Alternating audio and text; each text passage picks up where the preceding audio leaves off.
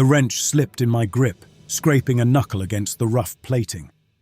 "Fracking piece of junk," I muttered, more to the access tunnel than the wrench itself. It wasn't the wrench's fault, of course. It was the third-rate, Core Industries stamped Durasteel I was wrestling with. I knew, even before I'd clamped the maglite to get a better look, that it was another microfracture. This wasn't even a high-stress area of the hull. Section 42B, outer maintenance. Should be holding up for another decade at least, according to the original specs. Right. Like anyone on the council gave a damn about original specs anymore. My dad used to say, "Desmond, you gotta respect the metal. It's the only thing between us and the void." He'd been a hull tech, level 2 until the J3 incident, an explosion during the 5th jump. They never recovered enough of him to fill a ration pack. Mum followed a few cycles later. Hydroponics malfunction. Too much exposure. She ended up just withering away. Same number designation gruel for everyone. The ship didn't care. The Providence just kept going. Another jump scheduled next week. Destination, the Garden. The joke among us lower deck crew. Another microfracture. Another patch job. Another cycle closer to Proxima Centauri B. I'd seen the simulations, the pristine renderings of a new Earth. Lush green landscapes, clear blue skies, the kind they said used to exist back on the ash-choked skies of the former North American continent. All courtesy of Mother, our ship's AI, of course. Soothing images designed to keep the colonists from going stir-crazy. I snorted, worked about as well as the nutritional paste they called food. Ration 7B, I think. Or was it 9A? They all tasted like disappointment and regret. I clamped the patch applicator onto the fracture, the machine whirring, a precise, high-pitched sound that cut through the usual low-frequency drone of the ship. At least this piece of equipment was still functioning properly.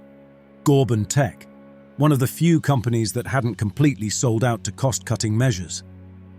I adjusted the sealant flow, mentally calculating the required pressure based on the fracture's depth and width. Years of experience made the calculations automatic, a second nature ingrained deeper than any textbook learning. The Council. They'd probably be holding another one of their morale-boosting assemblies soon. Captain Norris with his stiff posture and rehearsed pronouncements about our glorious mission. He'd stand there, surrounded by his officers, all crisp uniforms and empty platitudes, while we, the grunts, the ones who actually kept this flying coffin from falling apart, sat crammed in the back, breathing in the stale, regulated atmosphere. I finished the patch, the applicator clicking off with a satisfying snap.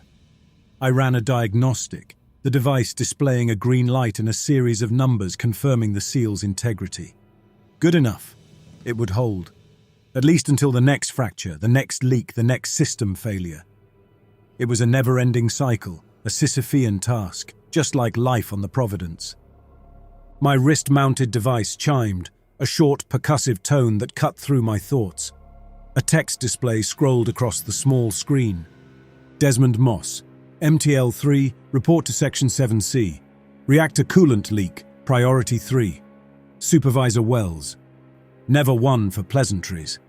Priority 3 meant it wasn't immediately critical, but it could escalate quickly. The reactors were the heart of the ship, and any problem with them was a problem for everyone.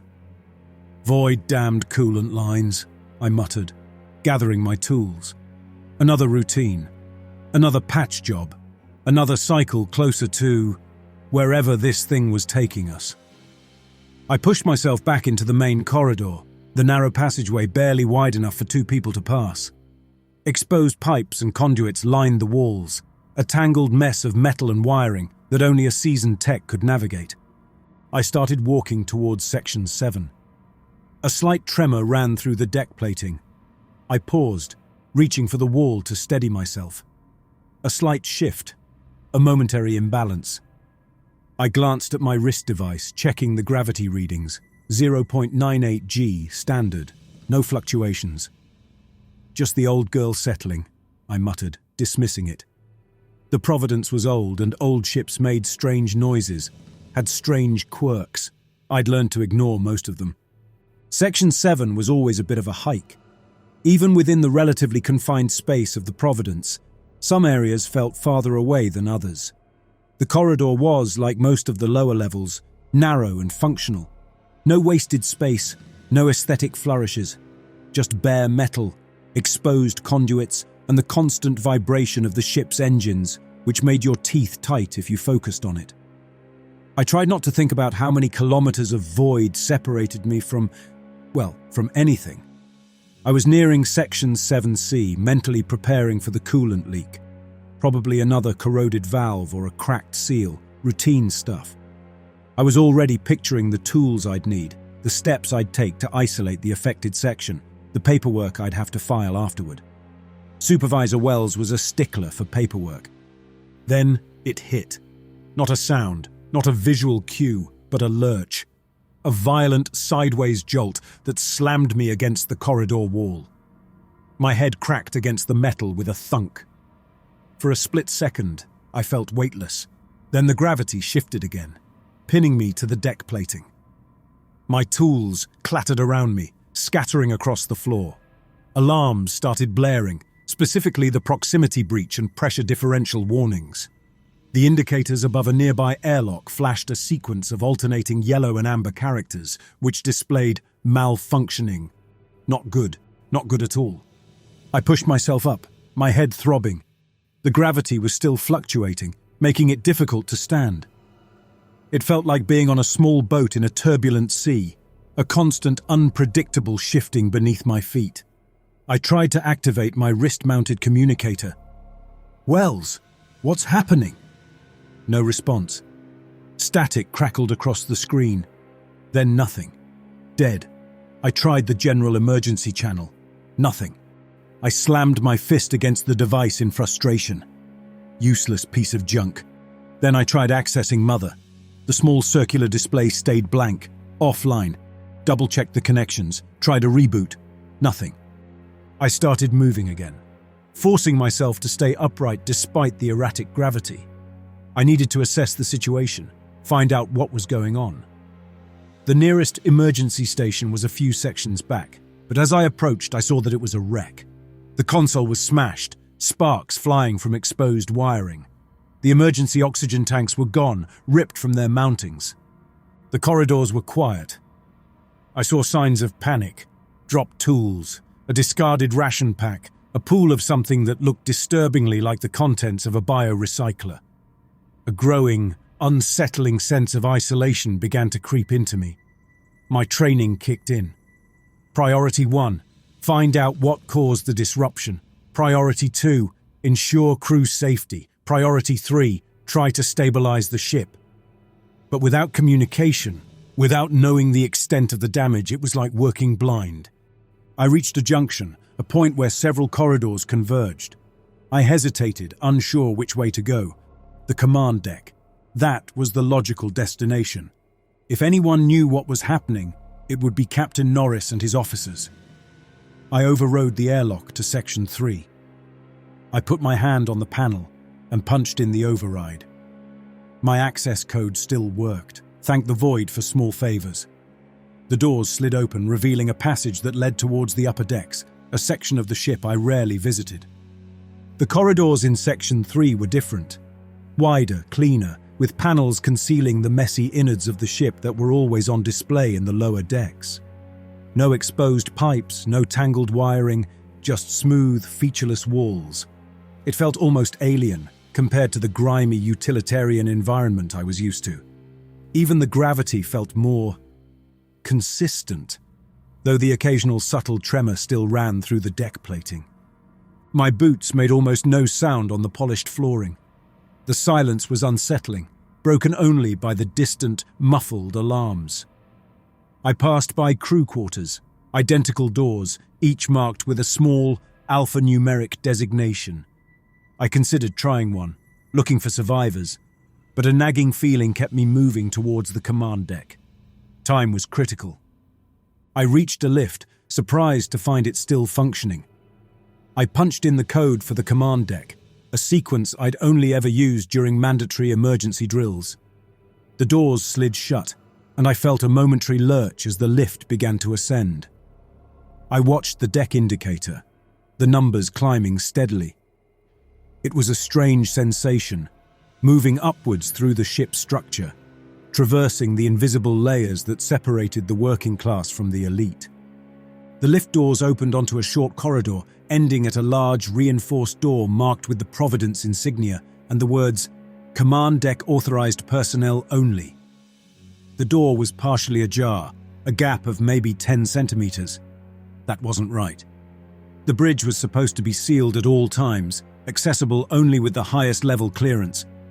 My unease intensified. I approached the door cautiously, pushing it open, slowly, revealing the command deck. The scene that greeted me was not chaotic, not damaged, but empty. The chairs, the high-backed, ergonomically designed chairs where the command crew usually sat, were still there. But they were occupied only by uniforms. Empty uniforms. Captain Norris's, with the gold braid and the insignia of his rank, slumped in the command chair. The first officers, the navigators, the comms officers, all present, all perfectly in place, but deflated, like discarded skins. I stepped closer. The fabric of the uniforms sagged, the creases and folds unnatural, as if the bodies that had once filled them had simply vanished. I reached out and touched Norris's uniform. The fabric was dry, cool to the touch. But beneath it, I felt something else. A soft, yielding mass, like liquefied meat. No resistance, no structure. I recoiled, my stomach churning. No bones, no skulls, just this. There were no signs of a struggle. No blood, no damage, no indication of what had happened. The consoles were still lit, displaying static data or scrolling lines of nonsensical code. The main view screen, which usually showed a star field or a schematic of the ship, was blank, a dull grey rectangle. I moved methodically, checking each station. The navigation console showed our last known position, a point in space far from our intended course. The trajectory indicator was flashing, displaying an erratic, unpredictable path. I tried to access the ship's logs, hoping to find some record of the event, some explanation for what had happened. The system was either offline or corrupted. I got nothing but error messages and fragmented data streams. I checked the comm station. Dead. No signal, no internal communication, no connection to Mother. I tried every frequency, every protocol. Nothing. The silence was absolute. I was standing near the engineering console, examining a display of reactor output readings that made no sense, when the hallway behind me changed. It was only for a second, but the far wall, which should have been 5 meters away, suddenly seemed to be 50 meters distant, the corridor elongating, distorting my sense of perspective. Then, just as quickly, it snapped back to normal. I spun around, staring down the hallway, searching for any sign of anything. I checked my wrist device. Gravity, normal. Atmospheric pressure, normal. Radiation levels, normal. Everything was within acceptable parameters, except it wasn't. Something was profoundly wrong. I decided to retrace my steps, to get back to the lift and head down to engineering. Maybe I could access the reactor controls directly, try to stabilize whatever was going on. But the corridor outside the command deck wasn't the same. The lift doors were gone. In their place was a solid wall, a bulkhead that hadn't been there moments before. The same smooth, featureless material as the rest of Section 3, but changed. I pressed my hand against the wall. Solid. No hidden panels, no seams, no indication of a lift shaft. It was as if the lift had never existed. My internal map of the ship, ingrained over years of maintenance work, was suddenly useless. I was lost, in my own ship. I started walking, choosing a direction at random. The corridor twisted and turned. I passed doors that led to nowhere. One opened onto a blank wall, another onto a seemingly endless storage compartment filled with identical crates, stretching into the darkness. A third revealed a section of hydroponics, the plants withered and dead, covered in a strange, veined growth that resembled exposed muscle tissue. Not the familiar green of the food-producing sections, but a sickly, iridescent blue. The veins, or whatever they were a darker, almost black color, stark against the unnatural blue of the underlying growth. It was as if the plants had been turned inside out, their internal structures forced to the surface. Then, I heard a voice. Fragmented, distorted, but recognizable. Mother. Section. Designation. Unstable. The sound came from a wall-mounted comm panel, the speaker crackling with static. I pressed the activation button, but it did nothing. The voice continued, a series of disjointed phrases and numbers. Warning, breach, containment, failure. A pause, then a burst of static, followed by a sound that was almost a sob, a distinctly human-sounding sob, full of despair. Not a pre-programmed response, something real. Mother, what's happening? I shouted at the panel. No response, just more fragmented words. Proximity, altered, rerouting. Another pause, then a string of numbers and coordinates that made no sense. Then a single, clear word. Run. I didn't need to be told twice. I started running, not knowing where I was going, but driven by a primal urge to escape. The corridors continued to shift and change around me. Sections I recognized, like the mess hall, appeared briefly, then vanished, replaced by unfamiliar passageways and compartments. I saw things that defied known engineering principles. A section of the hull that was transparent, revealing the void outside, the stars stretched and distorted. A corridor that sloped upwards at an acutely sharp angle, one that should have required climbing gear. A room filled with what looked like sculptures, made of the same liquefied material I'd found in the uniforms on the command deck. The voice continued, a constant stream of fragmented data and emotional outbursts. Error. System. Compromised. Then, a whisper, so faint I almost didn't hear it. It's inside. Inside? Inside what? The ship? My mind? I kept running, the corridors twisting and turning, a labyrinth of shifting metal and disappearing doorways. I felt like a rat in a maze designed by a mad god. My carefully constructed mental model of the Providence was shattered, replaced by a chaotic, unpredictable reality. The next corridor I stumbled into looked familiar. The layout, the signage, it was the entrance to Mess Hall C, one of the larger communal eating areas on the lower decks. A wave of something, not quite hope, but a desperate need for normalcy, washed over me.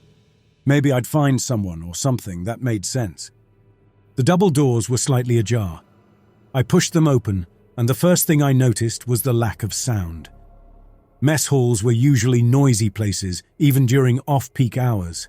The clatter of utensils, the murmur of conversations, the occasional announcement from Mother, a constant low-level din. But this was silence, a thick, heavy silence that pressed against my eardrums. The mess hall was dimly lit, the overhead lighting panels at low power. Several long tables stretched across the room, each with rows of chairs. And at those tables were people, crew members. At least they looked like crew members. They were wearing the standard-issue grey uniforms, the same ones I wore, but they were all facing down, their heads bent at angles that defied the natural structure of the human spine. Their necks seemingly snapped. Their chins rested on their chests, faces completely obscured, as if pressed flat against bone. I took a hesitant step closer. The figures were motionless, frozen in place. Then I saw movement. A hand lifting slowly, but it wasn't bringing a spoon to a mouth.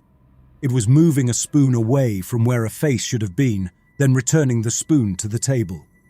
Another hand, repeating the same motion, then another and another, all of them moving in perfect unison, performing the act of eating, in reverse. I forced myself to walk further into the room. The food on the tables wasn't ration packs. It wasn't the numbered, tasteless paste we were used to. It was that stuff. The same fleshy, veined material I'd seen in the corrupted hydroponics section. The same stuff I'd found in the empty uniforms on the command deck.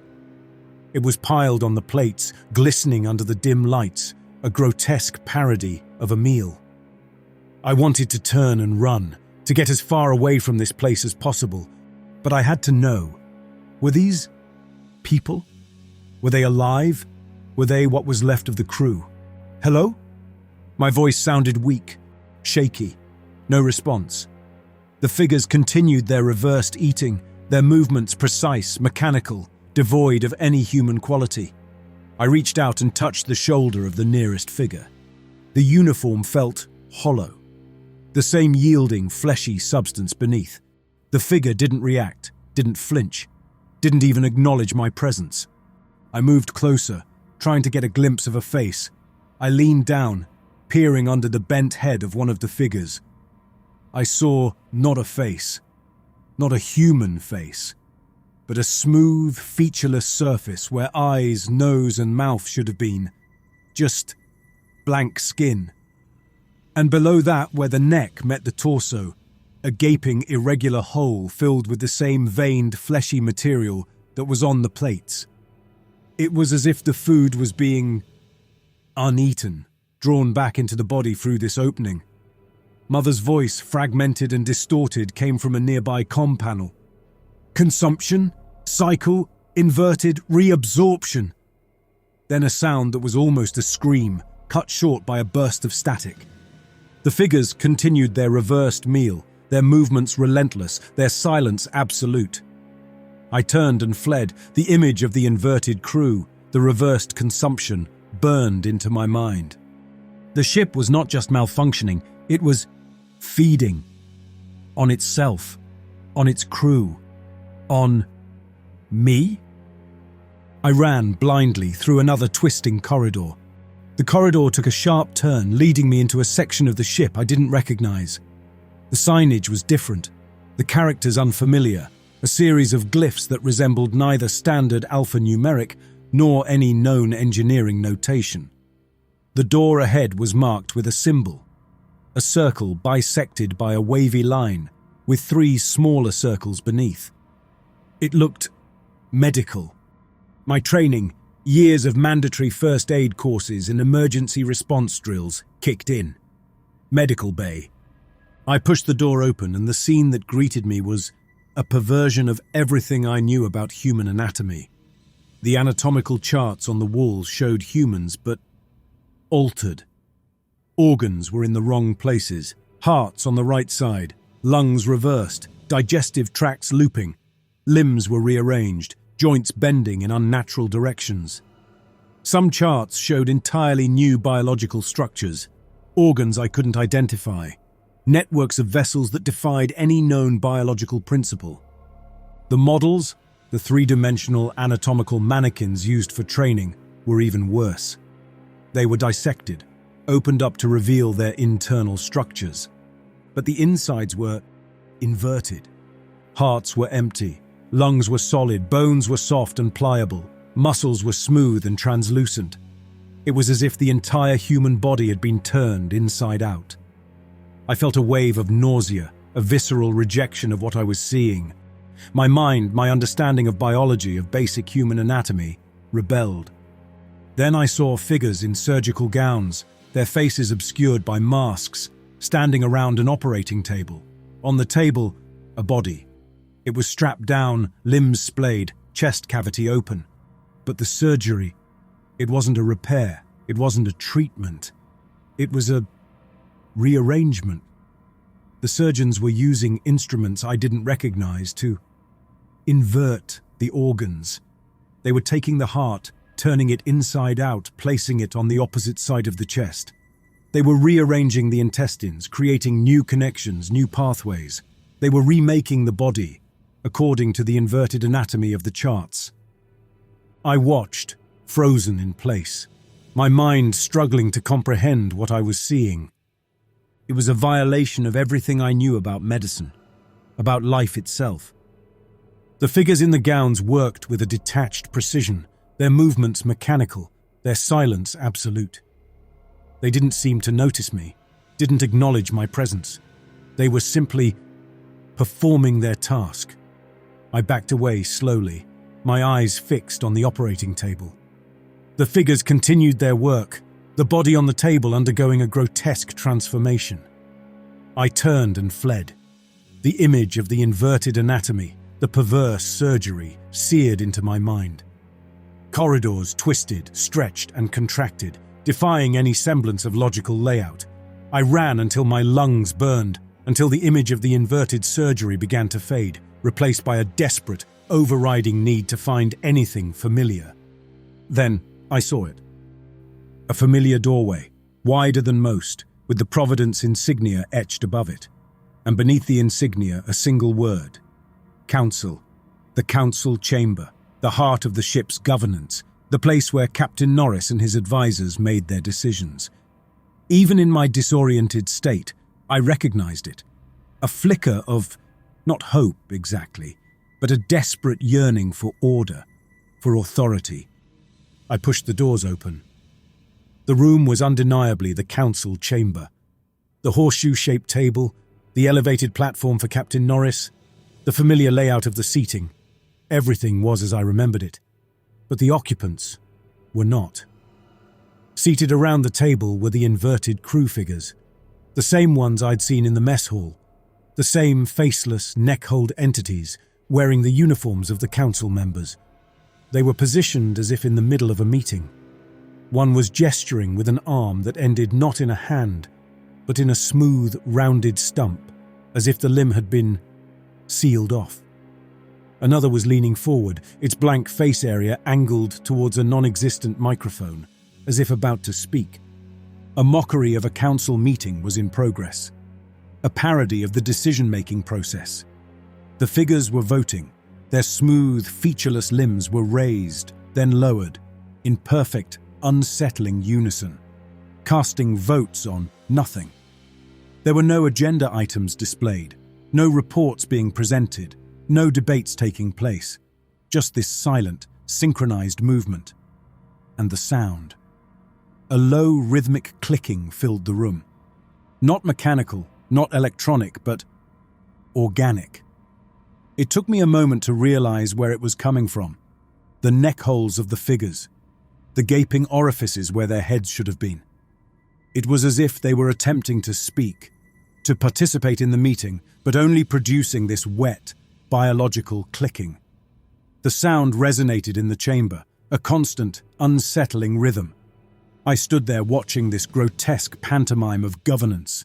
The inverted council, enacting a meaningless ritual, their clicking sounds a grotesque mimicry of speech. It was a symbol of everything that had gone wrong. The collapse of order, the inversion of reality, the loss of everything. The clicking intensified.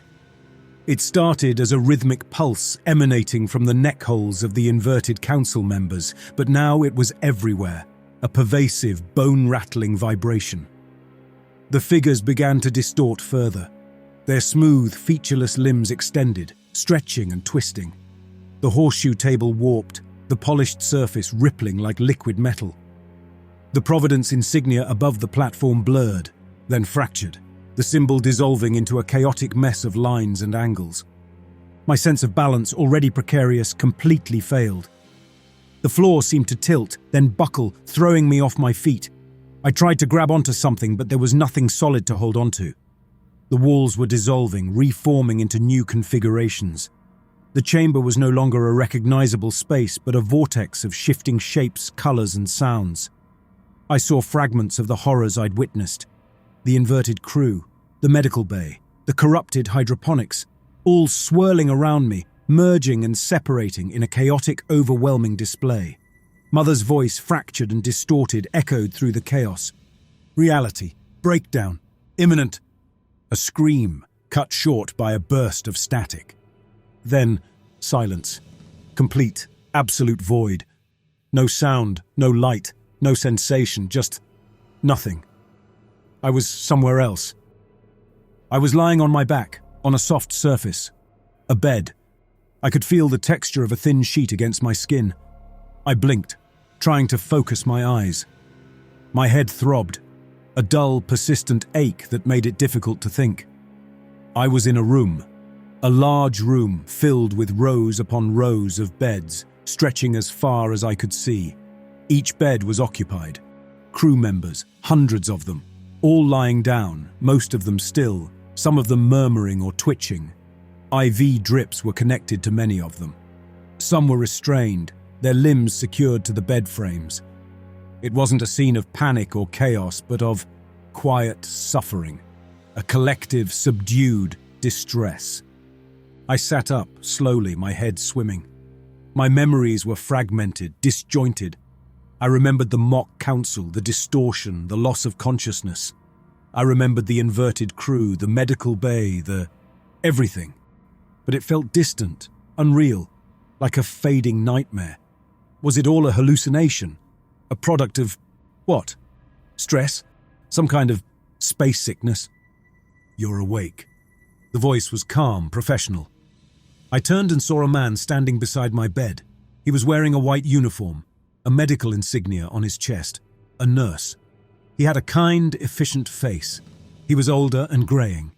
He looked at me with that placid and blank expression. Where am I? My voice was hoarse, raspy. Infirmary, Section 9 Alpha. You've been under observation. He checked a small handheld device, reading the data displayed on the screen. What happened? The nurse gave a brief, clinical explanation. Severe neurocognitive disruption. Symptoms consistent with acute hallucinatory episode, disorientation, memory fragmentation. We're also seeing some physical manifestations in a number of cases. Physical manifestations? I repeated, the phrase triggering a flicker of unease. Nothing permanent, Mr. Moss. Mostly. He smiled then, a small and unconvincing smile. He avoided looking at me when he said it. The cause is still under investigation, but it's believed to be related to the temporal anomaly we experienced. The temporal anomaly. The lurch. The event that had thrown the ship off course, that had triggered this whole nightmare. You're receiving supportive care, the nurse continued. Hydration, nutrition, and a mild sedative to help with the residual effects. Prognosis? I asked, the word sounding foreign. Uncertain, the nurse admitted, but most patients are showing signs of improvement. We are confident in your recovery. I need to make the rounds, but we'll check on you soon. Then he turned and walked to the next bed. The efficiency, the calm. It felt wrong, too controlled, too detached, given the scale of the situation. I looked around at the rows of beds, at the hundreds of crew members, all suffering from the same disruption. Something didn't add up. The nurse's explanation, the temporal anomaly, it felt too simplistic, too convenient. I noticed a flicker in the overhead lighting, a momentary dimming. I heard a faint clicking sound, a distant echo of the mock council. I looked at the nurse's face and for a split second I saw something else. A distortion, a blurring of his features. It was gone as quickly as it appeared. They released me from the infirmary after an indeterminate period of observation. Stable, the nurse said, as if reciting from a script. But take it easy. Report any recurring symptoms.